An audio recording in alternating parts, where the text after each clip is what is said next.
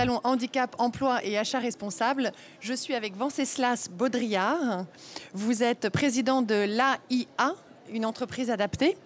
Vous êtes donc bien placé, je pense, pour répondre à cette question sur les exigences que l'on peut attendre d'une entreprise adaptée ou d'un ESAT par rapport au secteur ordinaire.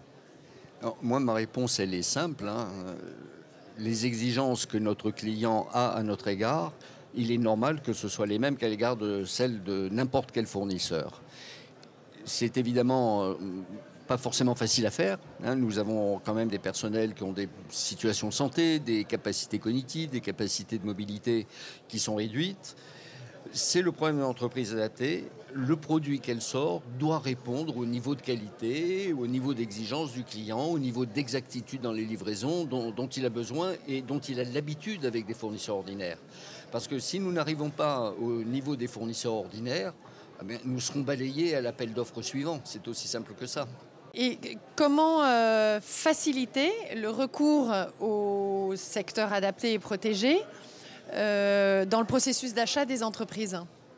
Alors, moi, je pense qu'il y a deux façons d'avancer dans ce domaine-là.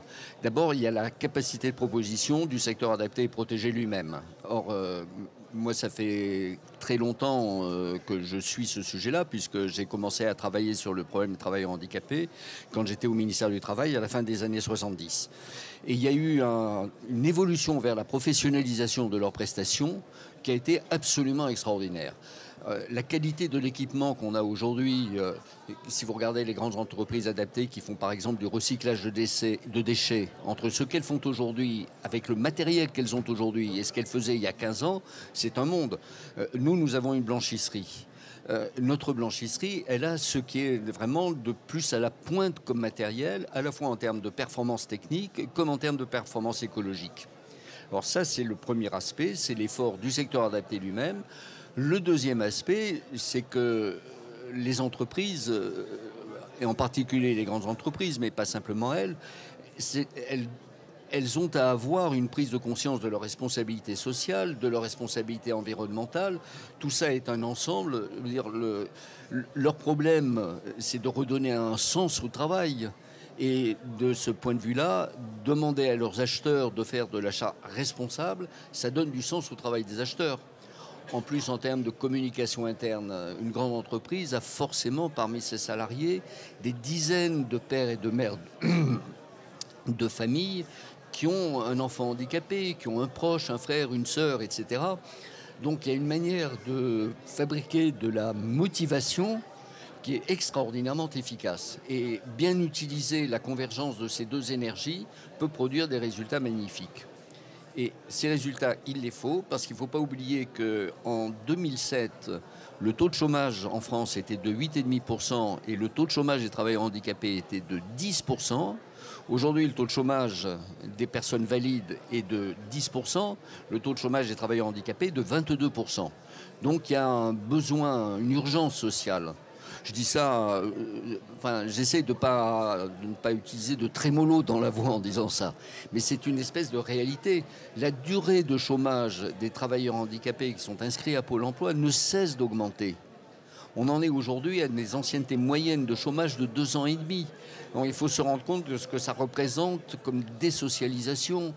Et il faut se rendre compte aussi de ce que ça représente comme chute dans la pauvreté, comme chute dans la perte des repères sociaux.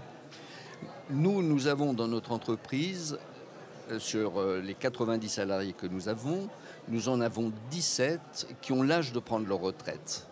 Eh bien, ils restent à travailler. Pourquoi restent-ils travailler? Il y a évidemment la perte de revenus de la retraite, mais il y a aussi la perte de la relation sociale.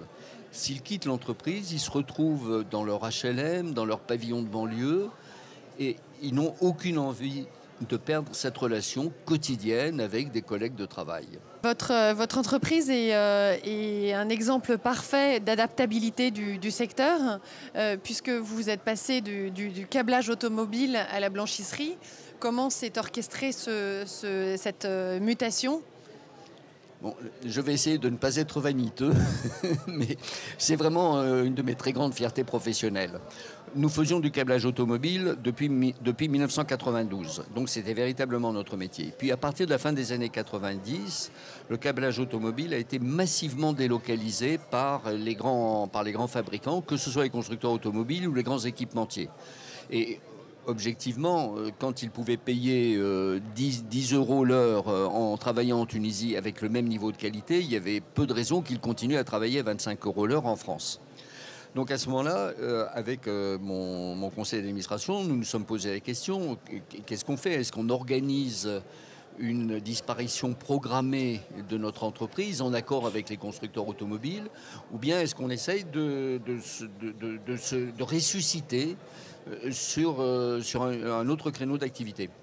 Donc j'ai fait le tour d'un certain nombre de grandes entreprises et j'ai rencontré Air France, qui avait à ce moment-là un problème de cotisation à GFIP qui était devenu très aigu avec la loi de 2005. Et Air France a monté avec nous une véritable opération de partenariat pour nous permettre de nous convertir dans la blanchisserie en nous donnant dès le départ un contrat qui durait 5 ans et qui nous permettait donc d'assurer l'avenir au moins pendant une période suffisante pour que tout le monde s'adapte. Et donc tous nos salariés ont appris ce nouveau métier qui n'a rien de commun. Le câblage automobile, ce sont des postes de travail individuels. Des équipements, le poste de travail coûte en moyenne 500 euros. La blanchisserie, une machine de repassage, ça coûte 170 000 euros. Un gros séchoir, ça coûte 135 000 euros. Et une fois que vous avez mis tous les tuyaux qui vont autour, vous en avez pour 50 000 euros de plus. Donc c'est une équation économique complètement différente, une équation technique complètement différente. Eh bien, on a fait de la formation. On a pris le temps qu'il a fallu. Nous nous sommes appuyés sur le centre technique de la profession. Et nos salariés ont appris ce qu'étaient les différents textiles, ils ont appris ce qu'étaient les différents produits chimiques qu'on utilise pour nettoyer, ils ont appris ce qu'étaient les différentes machines. Et aujourd'hui, nous sortons avec un niveau de qualité. Par exemple, c'est nous qui faisons le linge de table de la première classe d'Air France. Eh bien, Air France nous demande 100% de taux de conformité dessus. Eh bien, là-dessus, nous leur livrons tous les jours 20 000 articles pour la première classe et ces 20 000 articles sont à 100% conformes. Je ne connais pas beaucoup d'entreprises ordinaires qui fassent du zéro défaut. Formidable, c'est un très bel exemple de reconversion et de réussite, bravo. Vous pouvez effectivement en être fier. Merci de l'avoir partagé avec nous. Merci, et merci madame. d'être venu sur le plateau, merci.